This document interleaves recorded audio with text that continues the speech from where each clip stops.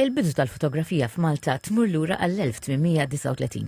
Riċerka ġdida turi li l-ewwel fotografu dokumentat kien il-Malti Francesco Gallia li kellu studio il-Belt Valletta.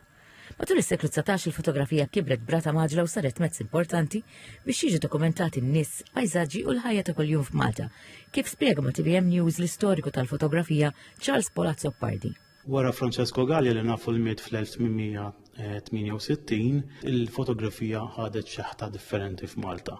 U nisunaw mill-1970 lem il-fotografija splodit Malta. L-iktar portraits tan-nies għax kienet daħlet din il-manija li dak li jkun jiġbed portrait tiegħu żgħir jaqd fuq din il-biċċa kartuna li mbagħad ixerrida ma' sħabu u mal-familjari tiegħu. L-ammont ta' studios żdied konsiderevolment u kien primarjament jisu ċentrat f'żewġ żoni, strada stretta il-Belt, għax hemmhekk kien hemm ħafna kummerċ ta' min imar jitbaħħarat min imur jisker u tieħu ritratt, u kien hemm ukoll post ieħor il-kottoniera li kien Bormla Pjazza Santa Margherita. Studji riċenti juru wkoll li n-nisa kellhom rwol aktar importanti milli kien maħsub fil-passat, speċjalment fil-Belt u l-inħawi tal-kottoniera. La volja l-mara forsi dak iż-żmien kienet miżmuma daqsxejn lura milli kollha l-biżniss tagħha.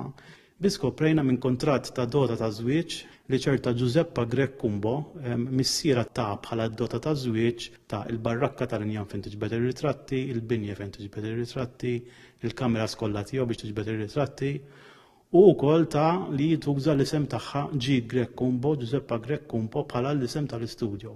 Allura hekk għandna ċertezza l-ewwel mara Maltija kienet ħafna qabel li ħsebna fl-1900.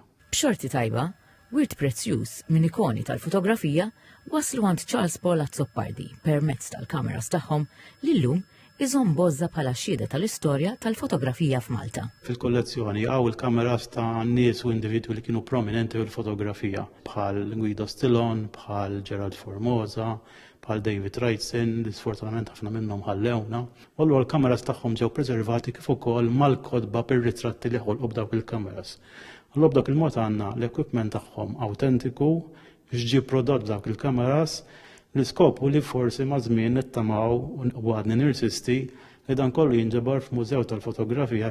Dawn il-kollezzjonijiet u riċerka li qed issir illum qed jgħinu biex jinżamm ħaj il-wirt fotografiku Malti u biex il-ġenerazzjonijiet futuri jkunu jistgħu japprezzaw l-istorja tal-fotografija f'Malta.